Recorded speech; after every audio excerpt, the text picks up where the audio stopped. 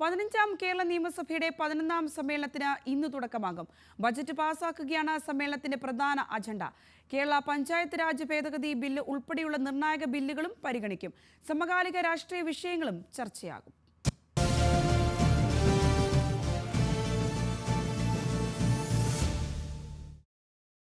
നിയമസഭയിൽ ഫെബ്രുവരിയിൽ അവതരിപ്പിച്ച ബജറ്റ് പാസാക്കുകയാണ് 11ാം സമ്മേളനത്തിന്റെ പ്രധാന അജണ്ട.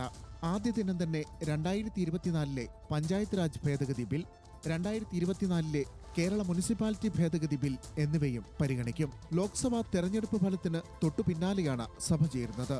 അതുകൊണ്ടുതന്നെ സമകാലിക രാഷ്ട്രീയ വിഷയങ്ങൾ ഉപയോഗിച്ച് കഴിഞ്ഞ സമ്മേളനങ്ങളിലേതിന് സമാനമായി സഭ പ്രക്ഷുബ്ധമാക്കാനാണ് പ്രതിപക്ഷ നീക്കം.